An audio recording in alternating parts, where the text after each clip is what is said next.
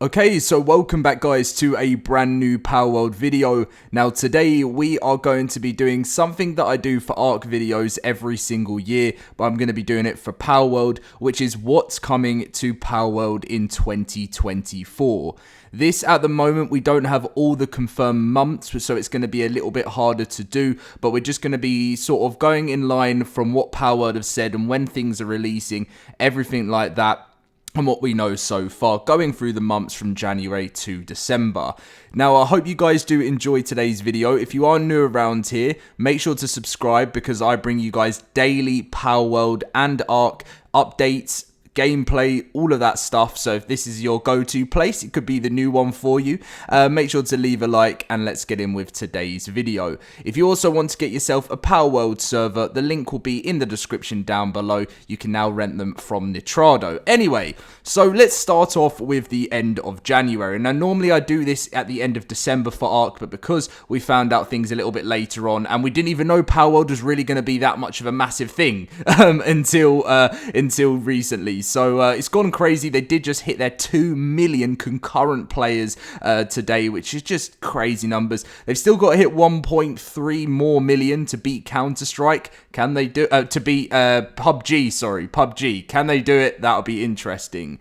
So at the end of January, the main focus for Palworld is to get the so it's pretty much to get the servers and improve the game in a lot of ways. The sales have far exceeded the development team's expectations, and they're currently experiencing many problems due to excessive access congestion in the servers, among many other challenges. They're going to prioritize in improving this issue first, and then once they've done this and they've got the servers into a better place, they will start implementing the new in-game features and all of the new content we're going to be talking about. So let's give them like a week or two to try and really get these servers sorted. That I'm not saying within a week or two they'll be completely like up to scratch with the best servers out there, because you know they probably were only expecting like 20,000 players and they've gone to 2 million. So yeah, it's going to take a little bit of time, but once they get to a good page there, that's when they can start implementing those features. So kind of moving into February, we're going to start to see more bug fixes, but there probably will be the first content drop for the game. So currently numerous bugs have been identified and they're prioritizing on fixing those. Sometimes the world date may experience rollbacks. This is something, again, a lot of survival games have to witness when they've got multiplayer servers. And also the loading screen may persist when trying to load in worlds. They will do a full patch notes on this when things get fixed over time, but that is going to be huge focus finishing off January and moving into February. But one of the biggest updates that will probably come at sort of towards the end of February as the first big content one will look to be Steam and Xbox crossplay. This is something I know Palworld are going to be really wanting to sort out, along with various Xbox feature improvements, as they have just recently, the devs have mentioned they're trying to get the console completely up to date with the PC. They said they're never really ever going to be able to do it all the way to the top. That's been the same with other survivor games. I've been doing ARC news for such a long time, and it's exactly the same there as well. The Xbox and well, if PlayStation ever releases in the future, you know, they're always that little bit further behind, but still very, very cool there. So that will kind of round up February. As we move into March, we will probably see the inclusion of so these are all guaranteed planned future updates, by the way, but I'm just working out on how the survival game genre normally release patches and stuff, because they're going to want to ride off of this, right? They're not going to want to, because they've got so many players, they're going to need to keep players excited, they're going to need to keep players involved, and the only way you can do that is by releasing these updates early. Now, don't think they've only just started on them. The team at Pocket Pair have been working on these ideas and these future updates alongside the general game stuff for a long time. So the introduction of PvP and like the PAL Arena, which is PvP for PALs, around about March, April time will be a good time to see that kind of stuff throughout the year. They did also say that PvP wasn't actually going to be in the game for a couple of months, so that's why I didn't say February for that, because I do think it's going to need a little bit of extra time, as the team at Pocket Pair have said they're really trying to make PvP completely different than it's ever been seen before. It's not going to be like Rust, they said. It's not going to be like Ark. It's going to be something the survival genre has never seen before. So for March and April, I put that down there to kind of show off some of the things.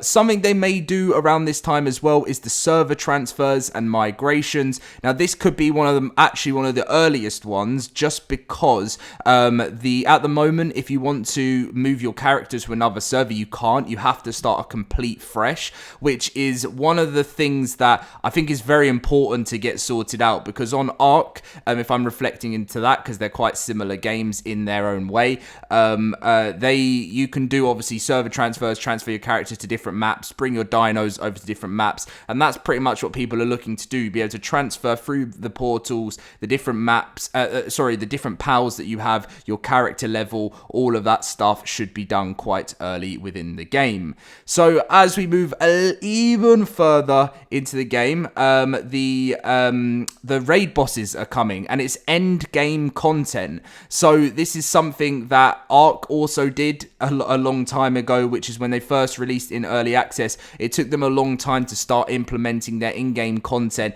It kind of comes a little bit later into the year, maybe towards summertime. This is where we'll be looking at more stuff like that. I don't think it's the most needed thing at the moment, but it sounds awesome. And this kind of gives players that clarity on, like, you know, when you play a survival game, you know, you can just play it as long as you want it. You don't need to complete it in that sense of things. But what I like that a lot of survival games do over time is they release these end game bosses, kind of give you a credits at the end of it, but then you go straight back into your world. You've got all your stuff that you've done for defeating the bosses, and I think these raid bosses could be absolutely awesome for the game. And I think some of the final things is pretty much moving towards the end of 2024. We've got new islands coming, new pals, new bosses, and new technologies. Now, I think the new islands will probably be in a form of DLC. Palworld have already mentioned they will look to release paid DLC over time, but they said they want to talk to the community about that first. I'm sure they're sitting on an absolute gold mine with the money they've made at the moment, so paid DLCs won't be the first thing on their mind. But I think a lot of the time when companies have to like structure their finances and get a bit of a what's the word? This is what I hate when I'm not streaming. I can always forget the word on the spot, but they're like, they need to try and they've got to pay people, right? They got to do all that stuff. So sometimes when it starts to dip and less sales happen, that is when paid DLCs start to come in to give them a big spike at one point of the month. So I'd say some point towards the end of the year, you'll see a trailer announcement for the first ever Palworld DLC. If they work in the same way as Ark have worked over the year, it's usually one paid DLC a year. But can they beat them? Can they prove that they're the better dev team and release a paid DLC and more content like that throughout the year? That would be absolutely amazing. And there is one more thing I did miss out. It's the improvements to the building system. This will be a gradual thing that will happen through the months, but do expect over time, more and more things to slowly be happening. You know, improvements to building won't just be one big update, improvements to building or something like that. This will be something that will be consistent over time, consistent updates which improve different bits of building, make it so things can clip better, more places to place things, all of that stuff. It comes with you know, a lot of work and a lot of effort from the team, but we can get there. So as we sort of look at the year in a whole, I wish I could literally do a month by month update like I do for Ark, but I can only do the early stages and then kind of give you guys a ETA on when I expect them to be launching other things. The new islands will be a long way into the future. New pals may launch as like early access updates. Ark used to do a thing where they used to add in 4 new dinos every single month, which was a fantastic thing over early access. So they may start to drop trailers And yeah, so we're looking for a very exciting 2024 for this game. So I hope this kind of gives you guys a good idea what to expect, and I hope it does help all of you guys out moving forward with your Palworld journeys. I'll catch you guys in my next video. Leave a like, subscribe, and I'll catch you in my next video very soon. See you guys then.